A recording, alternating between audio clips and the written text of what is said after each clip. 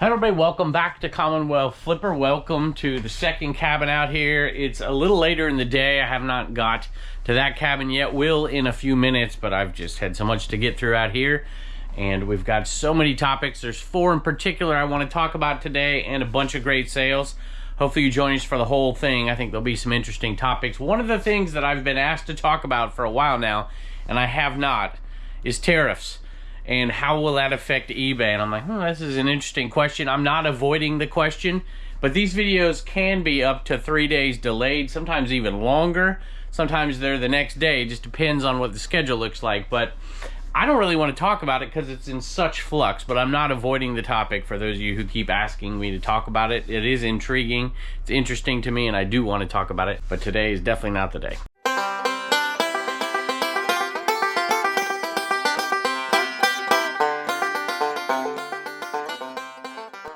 So I guess I'll tell you about those 4 topics really quick and then hit them throughout the video. But these pups are all lonely out there and you want some treats. I guess I'll tell you about them in the order in which I'm going to talk about them through these sales. And we got a bunch today. It's a good day, which is good. Today itself has not been a good day, but yesterday was for sure. The dog's already going nuts back there. First one is reorganization. And just organization in general. The dogs are happy I've reorganized because they can run around with the exception of that thing right there. And I really think it's important. We're going to talk about that for just a brief moment. We're going to also get into the numbers. Actually, this will probably be at the end of the videos. The numbers don't lie. And so take a look at the actual numbers, what's going on. For me, reselling as well. The dogs just got a timeout. They know they're being too rowdy. They got to be quiet if they're in here. So I want to talk about one big reason why people fail. And, you know, I think this is probably the best defense against failure, is taking this advice to heart. And it's not my advice. This is just common sense, but it's things that I've heard from resellers for a long time. It's stuff that we talk about behind the scenes quite a bit as well. And then I want to talk a little bit about sending an offer. So we've got a wide variety of topics today. I think send offer has become the norm for a lot of folks out there. I want to get your feedback. I know it has for me. If I have a slow day of sales, I want to send them offers out a lot more than usual. So that's something I want to talk about, and as well as the pricing of the item, because that is now the norm. I'm going to start right off the bat with a really good sale and kind of talk about that first topic, which is reorganizing. I love to work in a space. This was true of me coaching. We'd start off every season with a work day. Everything had to be in a place. Maybe this is me being crazy. I just wanted a comfortable place to work, somewhere where I enjoyed it. That's why I love this shed. And we kind of reorganized a little bit, cleaned up a little bit around here, and I already feel way better in here working today. I get talking so much I walk past what I'm trying to pick up right here. A little Polly Pocket set right here. This is actually worth quite a bit of money if you individually did stuff with them. The bigger ones in there, there's all kinds of different stuff. This one sold for 150 bucks, y'all. $149.95 plus shipping. If you watch this show a lot, you'll notice little things. I love the fact that when things sell, the decor changes a little bit. I feel like I'm working in a new place all the time. We put more stuff up here, gave us a little bit more space to store different stuff. We're going to reorganize. We've reorganized this a little bit. I reorganized this a little bit. And even over here, and all the cords were driving me nuts. And man, do I feel better. Look, we've even organized the stickers into different things. We're able to get stuff easily accessible. It does help the workflow a little bit. We did some stuff back here as well. You'll notice some of this. But the time involved in doing stuff like that isn't always worth the benefit. For me, it is, because I just have a personality that likes to have a fairly orderly workspace. And if you don't need that, then you don't need it. But man, it helps me out a ton. Is there anybody else out there like me that needs that space to be right before they can really get to work? When it is, I feel like I can really churn out the listings. And I'll tell you what, it's motivation. And what else is motivation is when you pick up something and it sells for good money, you get excited again. Garage sales are coming around. I gotta make sure I find the right thing. I think, nope, that is definitely not it. It should be in here. All right, I instantly figured out why I was looking in the camera thing. It's Canon, but this is actually a printer, not a camera, so it goes over here. Sometimes I outsmart myself, you know. These were, I think this one alone went for like $15 plus shipping. There were 2 of these. This thing I found down in Florida, Paid $10 for it, Sophie Square. And I'm like, daggone, that's not a bad little deal right there. That sold for $114, 95 cents plus shipping. I spent far too much time in here getting frustrated with my, well, first my thermal printer that I've used forever. The print head on it finally went bad. And I was trying to get it clean and whatever, just fighting it and just spending hours doing stuff. Not just that, but the other printer that we had, I hooked it up to my other computer. My old computer, just no matter what we could do, couldn't get the drivers. And it turned out it's actually a computer problem that I have, which doesn't surprise the people that know me well, because I use, 20-year-old computers because I'm more comfortable with them. But whatever, I finally switched the computer out and now everything's running. But while that was going on, I was getting frustrated in here. Cords everywhere, everything's a mess. I'm like, all right, just take a deep breath and let's get this thing straight. And now we're back to where we need to be, with one exception. That is not hooked up to that old monitor right there. It uses a different cord. I got to figure that out. We're going to get into these other topics, but started right off the bat with $265 in sales plus shipping, and then another good one. Here they are right here. These brats, y'all. You ever see them, pick them up. Let me tell you, they can be pretty good money. These right here, a total of 4 of them. I can't carry them all with this camera, so I'll take 2 at a time. Total of 4 of these brats right here. As you can see, not in perfect condition. They were listed for a little while, but they sold at full price without a send offer.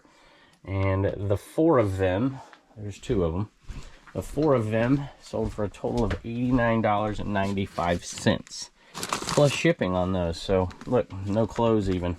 So, if you know what I didn't know this stuff, I'd have passed this stuff up, but eventually over time you start finding stuff, you'll notice there's little pieces missing and whatever. Still $89.95 plus shipping. Did you ever put please read in the title? Because when something has an issue like that, you want to make sure they know exactly what they're getting so you don't have a chance of a return. So put please read in the title, go down to the description, make sure you know there's a little damage and a few things missing. The next item that sold is right behind me, and it's also another good sale. We had quite a few, and then we had some low dollar ones as well, but this is a pretty dang good day. So this topic actually came up in some live selling circles, but I think it really applies to folks that are static buy it now sellers, on eBay, like most of us are as well. And it was talking about cost of goods. It was, somebody said, like, how can these people go on these live shows and sell these things for $2, $3, $4, $5 at a time and be making any money? And because there's people on there sourcing for that to resell it at a higher amount of money, talking about all the different platforms and stuff. And it's just simply, the answer is pretty simple. Their cost of goods is ridiculously low because of how they source and where they source. And I think that that is one of the biggest things for people, not just on live selling, but on selling on places like eBay. Most people that I know that fail very quickly after they start, they have this idea that if they buy something at this price, $8, and they sell it for, I don't know, let's just say 22, that they're going to be making money pretty quick. But the reality is that items don't sell as quick as people think they do. I think maybe that's a great topic for a video. I might use it on the next video, I guess. Maybe I had 1,900 items not sell today on eBay because that's pretty much every day. It's that reason alone that I cringe when I hear people say, I'm going to get into reselling and I'm just buying inventory right now. It's like, ooh, that is a recipe for disaster. Because the best way to learn how to become a good sourcer is to be a good seller, to become a good lister. And I think people kind of miss the boat on that. Let me know what you think down below. This is a Snap-on Century. I bought this. I think I paid $10 for this down at a sale in Florida quite a while ago, actually. But this one right here sold for $49.95. I thought about, whoop, they're going to fall. I thought about putting it up here, but I'm not exactly a Snap-on kind of guy, so I'm just waiting for the right things to go up there. I would have put the YouTube thing up there, but it's too small. I think it needs a big item. At any rate, $49.95 plus shipping. People ask me, how do you ship stuff like this? Pretty simple. I cut out a piece of cardboard exactly the size of this, and then I do another one, and I tape them together. And I don't know, you could, I suppose, if you wanted to, put it in a big black trash bag or something, but that's how I'll do it. Just kind of sum that topic up a little bit. I don't like making excuses for myself or allowing other folks to make excuses that shouldn't be excuses. But there are ways to source and there are ways to succeed even if you can't find merchandise extremely cheap. I would say, though, it's extremely hard to be able to be a very successful live seller if your cost of goods is it finally fell. If your cost of goods are retail thrift store prices. The folks that I know that are good live sellers that are selling mass quantities off, they're obviously selling things at a lower rate than the highest buy it nows on static platforms, but they're getting their merchandise super cheap and they're turning it over very quickly and in an efficient way. So bin store buyers, auction buyers, storage unit folks, people that are buying mass quantities are the ones that I find have more success live selling. I brought this one in here because I couldn't carry it. These things are heavy. These are those frogs that I picked up in Florida, which I had never seen nor heard of before. And people are like, how come you never heard of those and you're not a very good picker? And I'm like, well, I guess I'm not. Really heavy. I guess you put flowers and stuff in them. We took 1 or 2 of them out to sell separately because they were pretty decent money on their own. Paid $20 for all of them. I don't remember what that one is that's going for. But this lot right here sold for $70-some, $72 plus shipping, and then we have a couple extra to sell separately. So there's a lot of things that you can recover from and you can learn and perfect as you become a reseller, or as you know, I'm still, look, I just picked some up I've probably passed up before. You got to constantly learn, but one thing it's hard to recover from is spending way too much money at the beginning. Well, spending way too much money ever. You've got to keep your costs in check. You've got to keep your buying costs in check, your operating costs in check, your efficiency and all that. And I just want to get your opinion out there. What do you think is your biggest defense against failure on eBay? And to me, that's it. If you, when you're buying, know how you're going to sell it, right? If I'm buying something, it's like, I say this on my picker channel all the time. You know, I will tell people if I'm buying something to sell on a live selling platform. I do it with t-shirts quite a bit because I'm not into buying t-shirts that I can sell for $9 plus shipping on eBay very much. I'm not opposed to it, but it's just not something I do a lot of. I'd rather buy a bunch of t-shirts, tons of them for 50 cents or $1, and sell them for $4 a piece and sell them all together on a quick show and get them gone. So you got to know what platform you're buying for in order to determine your cost for something. And that's certainly true of eBay as well in these type of items. All right, I feel like a bit of a hypocrite here for 2 reasons. One is I'm trying to get work done, get the flow better and all that stuff that I've been talking about. And I keep getting interrupted and having to solve problems over there on those live marketplaces. So the second reason I feel a little bit guilty here is because the camera's been off for 5 minutes because I was looking for this item right here. I outsmarted myself. I don't really do much accessories for video games anymore. I just do video games and sell the other stuff, the consoles and stuff over there on Dibdit or Commons.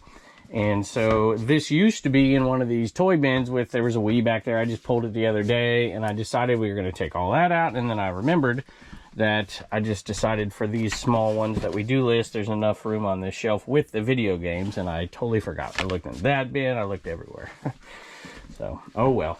At any rate, this one right here, it does have open box, but it is a new item. Box is damaged, sold for 20. Did it sell for full price? This might lead into our next topic here. $28.45 plus shipping. So it was a send offer for 5% off. And it turns out it is a perfect segue into this topic, the send offer. People laugh at me sometimes. They're like, you send out 5% offers? I'm like, yeah, I send them out all the time. It's because I price my items right there at the market, that average selling price for the most part. There's some exceptions either way, depending on condition and sell-through rate and all that. And the market, if it's going up on an item or down on an item. And I don't research it a ton, but I have started to really think about that for a second. That's why I send that 5% offer, because I'm right there at that selling price anyways. The 5% offer might really entice somebody to do it, and it often does. I think there's a lot of folks who, I do this. I follow an item because I know I'm probably going to get an offer on it and get 10% off or whatever. And I just am wondering if that's affecting folks out there. I did get somebody send me a message the other day. They said, hey, thanks for the 5% offer, but it's not really much of an offer. If you'd consider, 15 or 20, I'd do it. And I'm like, it really wasn't even that nice. It was a little bit meaner than that, to be honest with you. But I'll click I don't know what you do, but I look at my send offers. and I'll look at the ones that are older and that I want to get rid of, maybe even the ones that are kind of big, taking up space, and I'll decide what I want to send out my offer at. If I want to just do the 5%, I'll click on one of those and send out a 5%. And then some of those other ones I'll send out at 10%. I usually don't go much higher than that, simply because I run a sale at 30% off after 250 days, or 200, depending on what mood I'm in. So that's my method to keep the store kind of level, not being overweighted with items that have been listed for a long time. I usually go right here when I sell the Dick Tracys and Breathless Mahonies. They're usually sitting right there. But apparently I did that last time. I never replaced them. So they're gonna be back here in the toy. They're gonna be in this one or this one. Probably in this, well, I don't know. I'll let you search with me for a change. I'm gonna say it's over here. Do you see Dick? There it is right there. Just where I thought, sort of-ish. Normally it sits right there. So we got Dick Tracy, Breathless Mahoney. We're getting low on these. I think I'm only selling them over on Didbit right now. And we're going for $11 plus shipping on those two PVCs. I absolutely love PVCs. So we'll pick two more out and put them up here until they're all gone. I just like the yellow and black. Love that. By the way, also look at all those stickers I finally put up, and all the boxes have stickers on them. And anyway, those will go back there. This sold for $11 plus shipping. Sold to Deborah, and she used that 5%. So if you've never bought anything on the District platform, if you buy something statically for over $10, you get $5 off if you use code Commonwealth. So go check out what we have over there. Not a ton, but we have some. I think I put these guys over there, and that link's down below. You can add Commonwealth to your wallet right there while you're watching the live. Anybody's live, not just mine. Get $5 off. $11 plus shipping. They got $5 off, and actually when you use that, I get $5. So technically, you could argue that I made $16 plus shipping on that, and they only paid $6 plus shipping. File this next one in the regret category. Didn't sell for a while. This actually sold on offer, and I checked to see where the heck the thing was going to go before I sent this offer out. They were talking to me. It's going to West Virginia, so it'll be super cheap. I'm going to make some money on the shipping end of this particular one. If it was going somewhere else, I would have not sent the offer out. I would have rather not sold it because it's a pain in the butt to box up. But when I bought, actually I didn't buy this. This one was free, so that's why I listed it. But anyway, Color Track, RCA. There's a place locally that takes these. They would probably give me 25 bucks for it. It would have been much easier just to do that. I think I'll do that in the future. I take it back, it's going to Virginia, and we had set shipping at 40 some dollars on this, so we're gonna make some money on this shipping. It worked out okay. Thank goodness. If it was going to California, I'd be like, oh my gosh, I just did all this work for virtually no profit. But we're gonna have a decent profit on a free item. All right, now to sum up this topic really quick, and then I gotta get to picking. At the end of the video, we'll talk about the numbers. It's that time of the month. We'll talk about those numbers if I'm meeting the goals and stuff like that, and some other things, some eBay numbers. We'll throw them in there as well. So I'll just say this, y'all. The people that I see fail, there's many different reasons why people fail on eBay, but I'll tell you what, the one you can absolutely recover from, or that's the hardest to recover from, I should say, is just not having a good strategy when you're buying. And the biggest problem for new folks, when I see it, like I said, I cringe at it. You really need to start selling before you start buying. I know that seems a little odd, but, the old cliche, just sell stuff around your house. My phone is buzzing like crazy. I'm going to have to hide it. We've got some big hitters over one on Threads, one on Cards, and one on Dibdit right now. And they're selling something every 30 seconds. So I guess we'll throw those numbers in at the end, too, how those marketplaces are doing overall. Because I had a lot of folks... Well, they laughed at me, to be honest with you, for doing what I'm doing, saying you couldn't do it, and here's the reasons why, and it's doing well, so I'm proud of it. But I just think that for those new sellers out there, it's really important. People criticize me all the time for trying to get $1 off of something. You have to factor in a few things. A lot of stuff's going to take a long time to sell, and the only way you can get it sold, even though you looked at a comp at the time, the market on things do change, no doubt. Economic factors can toy with things as well. And eBay, when eBay decides to make changes, higher fees, higher shipping costs, and the fact that you're sending offers, you're not getting what you think you're getting, what your listing price is. You may be getting 10% less. You may be getting 30% less if you're doing what I'm doing. So you got to build in that margin, which means you got to get stuff super cheap.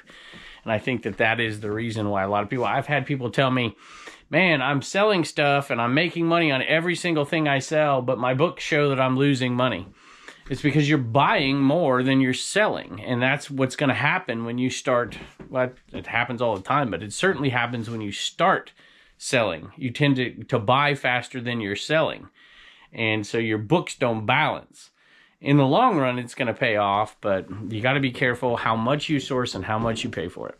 Here's a great example of those unrealized gains that you old pros out there, you realize there are items like this that take forever. And buy cost is extremely important. And this one was just dumb. It took up too much space for way too long. Just, you know, sometimes old wallpaper does pretty good. This one just was like for a baby's. It's like, oh man, I don't know who's ever going to buy this. And it's got little rocking horses on it, but I paid next to nothing. I remember this sale. It was over 2 years ago. But I was debating with myself, talking to the camera. I remember it, like, do I really want to do this? I don't know if I want to do this, but I ended up buying it. I don't really remember. I would be shocked if I paid more than $1 a roll. It's $5, and it sold on discount after we discounted it multiple times. Finally got a sale on it for just, I think, 2 pennies under $28 plus shipping. Not the best buy in the world, but I bought it for the right price, and so in the end it worked out. I'm going to motor through some right here so I can get to these numbers that I'm excited. Well, some of it I'm excited, some of it I'm a little ashamed about. So this, I think there's another one. I should have grabbed them both. Cobra King Head Club cover right here. This one sold for, it took forever, $10.46 plus shipping. And there's another one. And oddly enough, this one sold for the exact same price. It's an Odyssey Blade cover. It's got a little sticker, but it's not exactly sellable as new. $10.46 plus shipping. That one sold very quickly. This one's been around forever. And so it was a 5% offer and somebody bid on it. So I do that quite often. I love that 5% offer, even though that one guy did not like it very much. $10.46 plus shipping. All right, here's an item I almost never pick up unless it's branded 2 different ways. And that, is this a Build-A-Bear? Yeah, this is a Build-A-Bear, okay. I usually don't grab these, so who knows where I got this from. I would not have picked it up at the yard sale unless I bought a giant bundle. This one did not sell forever, and it finally did sell at 30% off for $7 plus shipping. This was a viewer sale. It's the only viewer sale I see today out of 22 sales, something like that. And I'm going to read that, but I want to mention something. There are undoubtedly some viewer sales in here, and you guys know who you are, but I only read the ones that come across as a message to the seller on the purchase, because I get tons of messages inside the eBay system, and unless they relate to an item or something, I usually just ignore them. That sounds harsh, but not all the time, but I do, just because I don't want people using the eBay system as a way to ask me questions and stuff. There's other ways, you know, Instagram, or the best way now is the ones I only look at. I look at over there on the messaging system on District. But I want to read this one. This thing's not working, so now I got to look down, which is why I've got to hook these 2 screens up, because I like to read up here instead of looking down like this. But I have to this time. Buyer's note. I know I often joke about you owning FedEx. This is Tom, the Hodgepodge. Or what is it? TT Hodgepodge? Anyway, I know I often joke about you owning FedEx. You mentioned using them more, so I gave them a shot. Definitely potential to save money. No doubt about it. But here's the catch, right? However, rumors of the post-shipping cost adjustments are true. Can you have your employees at Bonanza reach out to them? Maybe your PR team knows people. You clearly watch the Trash to Cash podcast too much, because they lie about me all the time. But that's okay. It's kind of a joke. So, first of all, Tom, thank you for the purchase. I hope you enjoy it. Secondly, you're absolutely right. I did experience a FedEx upcharge not too long ago. And there are ways I hear for UPS and for FedEx where you can challenge those. And I have not done that, but I think in the future I may, especially if I get one that's ridiculous. And I do hear some that are ridiculous from time to time. So let me know your horror stories down below. I stopped doing FedEx because of that for a long time. And then their prices looked so much better that I'm like, forget it, I'm going to do it. because it's just ridiculous. You know, they could hit me one time out of 50 and I would be saving money. So I keep an eye on it and see if it happens too much. So part of that might have to do with the fact that sometimes that home delivery, when it's going to a business, they hit you with an upcharge as well. So if you know much about that topic out there, leave it in the comment below and we will all learn from you. Sunglass cases are usually in here. This is a tough one because it's Vera Bradley, which is usually inside in a bin that we have inside, but it's also a sunglass case, so it could go in other places. This little sunglass case sold for $11.66 plus shipping. Another Betty Boop item sold. We're down to just a few left, all of that stuff, so we made really good money on it. Plus we got a good picker video out of that one for sure. This is just a little Betty Boop picture right there, and got a little fuzz ball on the bottom of it. Gotta get that off. Ship that one out. There's a few tough shippers in here for sure today. They're not all tough, but this one's not easy. This one's not that easy. This one's not easy. These are a pain in the butt too, but not too bad, I guess. This one didn't sell for a ton. It sold for $17.95 plus shipping. I'm gonna go pick up 2 shirts right here. I love selling these because we're getting down finally. It is a size small, Liberty University. We're into these for $2, sold for 13 and change plus shipping. We're into these for $1, and we are getting way, this might even be the last small, y'all. I think it might be. Let's see. Is there one in here or 2? Oh, that says medium. That's not good. Let me go back here. So we have more of these left. There's 12 more of these Liberty shirts. I don't know how many more of these there are. They're selling for $9.96 plus shipping. We're doing for $1. Multi-quantity makes it worth it for sure. What are you doing? Come on. All right, this is something I used to sell for $30, $35 all day long. And they're a bit of a pain, but at that price, it's worth it. This one, unfortunately, went for $25 plus shipping. I'm not gonna put it up there. It's gonna fall.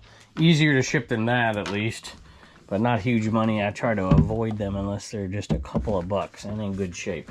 All right, I take it back. There was one more viewer so who left a message, so let me grab that item. All right, here it is. This is the kind of item you buy because you're buying a giant, well, you don't even buy it. It's just a buyout, and then you're just picking up a bunch of stuff. Micronta Range Double Test Doubler Multi-Tester. Sold on 30% off, so it's been around a while.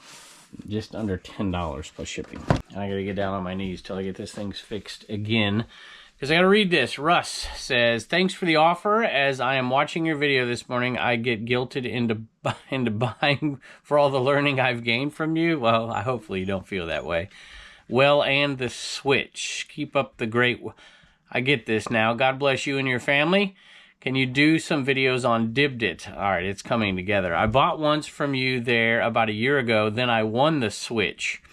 So Russ here is the person who won the brand new Nintendo Switch giveaway. We're going to be doing some more big giveaways here soon. So end of March, I think, is when we're going to start it.